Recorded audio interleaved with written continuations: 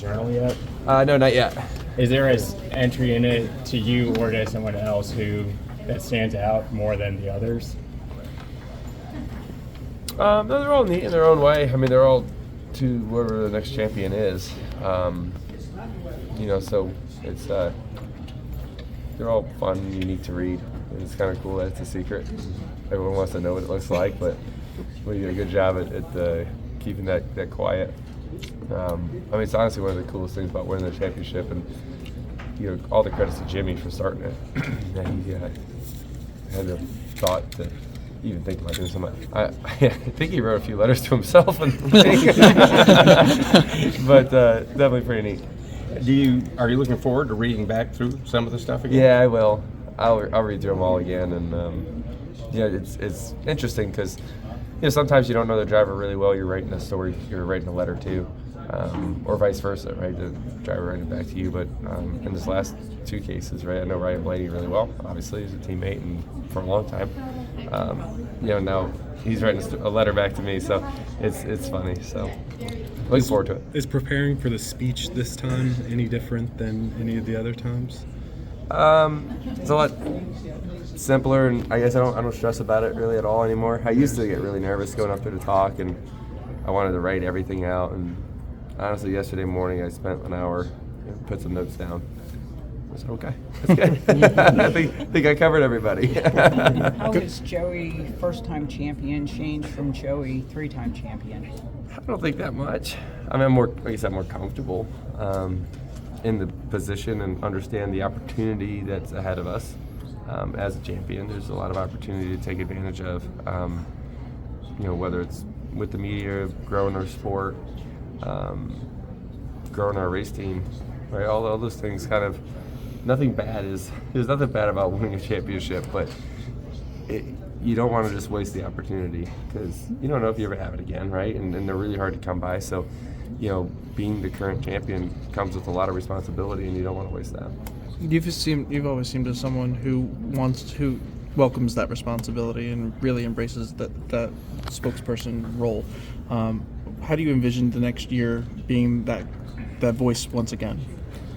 Well, I am only like that because other drivers were like that for me, and to me, that's what a true champion is.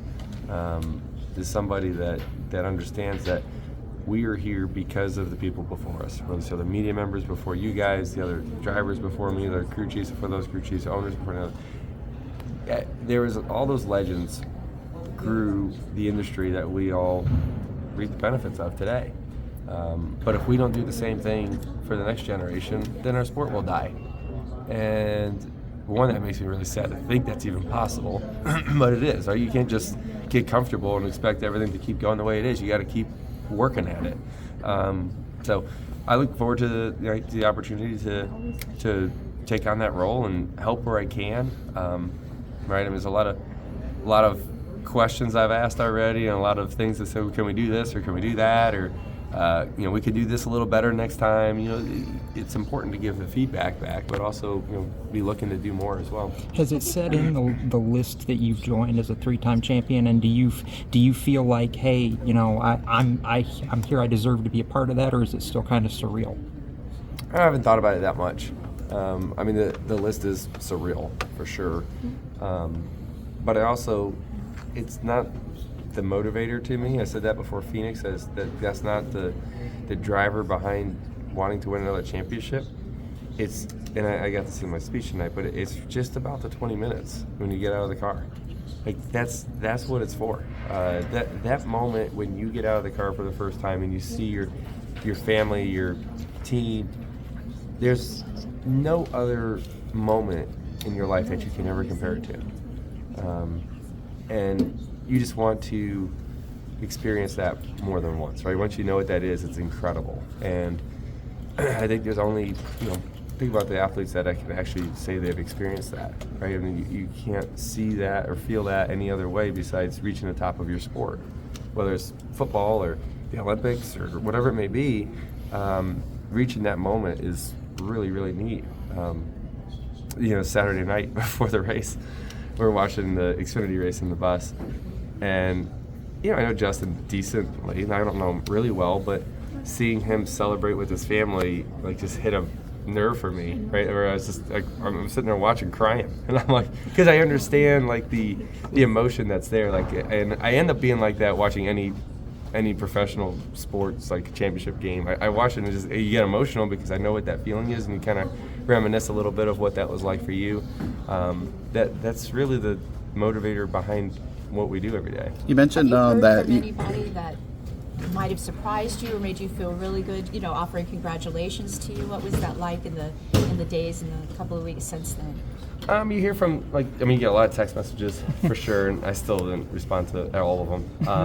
But, you know, I don't know if there's anyone in particular that stands out. I mean, you just like hearing from the people you care about the most. Like, those are the ones that matter to me. You know, like, I don't want it to sound bad. I don't care if it's someone famous that text or call me that I don't know. It just doesn't mean that much to me. The people that I know and have relationships with, that's what matters the most. I always laugh though. You get all these text messages when you win, right? And they're like, "Oh, good job." I'm like, "Yeah, I know." I said, can you text me when we don't do good? Because that would feel a little bit better, you know? Like, I need a little, you know, it's all right, keep digging, you know, it's gonna be okay, you know. Maybe that would be better. No one texts you when you lose, though. You know, only your real friends do. What was it like celebrating with your family this time versus 2018? I mean, that was a long time ago in kids' years, right? Yeah. Honestly, that photo of the five of us going up to grab the checker flag, that's the photo. That's it.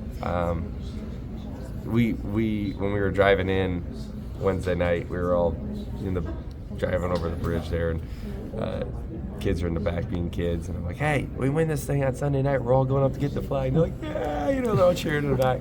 Like, "All right, we're gonna do it. We're all gonna do donuts. All five of us are gonna get in the car." That was the plan. So no one's ever done that, right? Like, let's do it. And to celebrate together when they first got there and see my wife. I mean, everybody's in this together. It's hard, right? I mean, you think about it. Like, there's our spouses. Everybody's here. Like, they're home alone, and things happen, right? Kids get hurt. Stuff breaks at the house. Stupid stuff happens, and you're not there to help. So it takes an army to make it all happen, and a pretty tough spouse to make it happen as well. So to celebrate together, that means even more. So grabbing the flag was great. We did not get all five of us in the car. Amelia, our daughter, she said no. I had the boys in there. She said, not happening. So just the boys trip. What's it been like as Joey, as a dad, winning this third one with your family and your team and everything? Not just your family, but your team as well. You said you won this for your team and your family. Yeah. Joey, as the dad, you know, after winning your third, what's that been like on a personal level? Well, you change a little bit, right? Because the first time, you know, I was younger. I wasn't really young, but I was younger and a little bit more selfish than I am now. And, you know, I wanted it for me, not really for anybody else. But at that time, I didn't realize how much it impacted everybody else until afterwards, when you go around and you visit all the, you know, the headquarters, you go see Roush Yates, you go back to Team Penske, and you understand the impact that it made on everybody. And that turned my opinion on why I wanted to win championships, because it impacts the people that you care about, right? The people that you know, and that becomes the driver, right? Like those moments of seeing people celebrate together, understanding that they're getting a bonus, like that's big. That's a big deal. Like I like that part, and that I can help be a part of delivering that. One of the three-time champions you tied was Tony Stewart. Having been tasked with replacing him at such a young age, and the way that kind of went, is there pride? Is there a sense of pride in tying Tony in championships now? Yeah, there's a little pride there because it didn't go as well as I wanted to, and there's a lot of struggles there to even be racing. So there's a lot of pride there. Y'all were besties too for a while. Sort of. Sort of, kind of, but I did make a joke to my dad afterwards because he, the silver spoon comment, and that always pissed me off, which is what he was trying to do, to get a job at it. But kind of feels cool that the Silver Spoon's got 3 championships like he does now. I kind of like that. Yeah, there's a little pride there because it didn't go as well as I wanted to, and there's a lot of struggles there to even be racing. So there's a lot of pride there. Y'all were besties too for a while. Sort of. Sort of, kind of, but I did make a joke to my dad afterwards because he, the Silver Spoon comment, and that always pissed me off, which is what he was trying to do. Did a good job at it, but kind of feels cool that the Silver Spoon's got 3 championships like he does now. I kind of like that. In addition, you're now tied with Brad for the 24th on the all-time win list, along with going up in titles. Just how does it feel just rising and rising higher and higher in that list with elite company? I do look at it. I'd be lying to say if I didn't take a look every now and then, where are we at?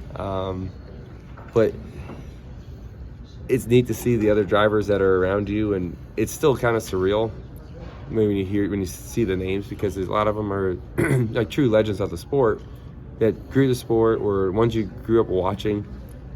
I'm like, wow, I'm up there with those guys now. It's surreal. It's hard to put into words what that means or what it's like. It's just kind of cool, and then you keep moving, right? Like it's like, oh, kind of neat. Like that's like the Monday morning after a win. Like you look as though, where am I at now? And you look and you see it, and you, cool, back to work. Like that's just what it is. 2 more 23, 3 more 21. Right? Yeah, right. Exactly. Who's next? Joey, what is something that we, the public, don't understand that goes into winning a championship, and that fine line between you sitting here or somebody else that we can appreciate the talent and the accomplishment, but maybe we don't truly understand some of the things that we don't see that goes on? I'd say the mental side of racing for a championship or competing for championships is something that I don't think everyone can understand.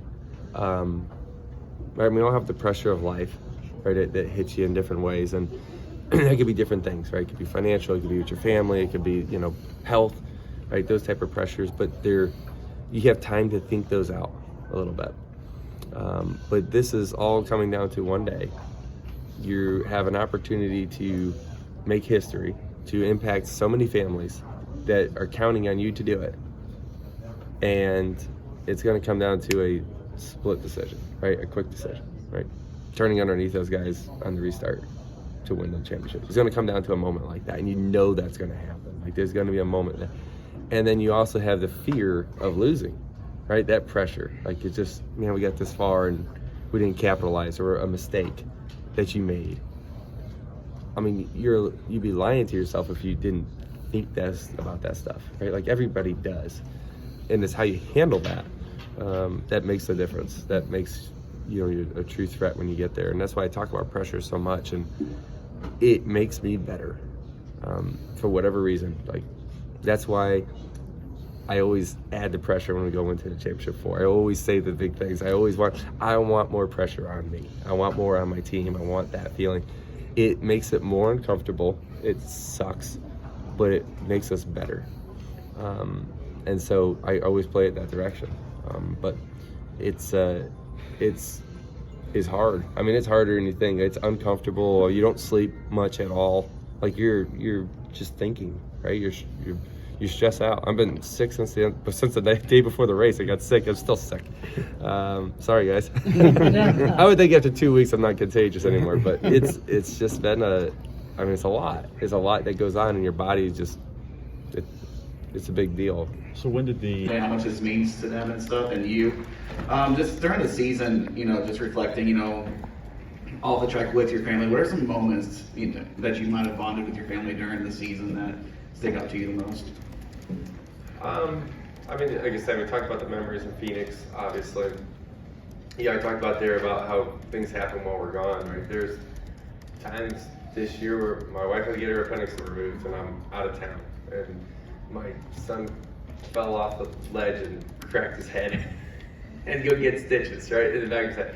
it happens, and it happens to everybody. I'm no different than anybody else, right? Like life, kids.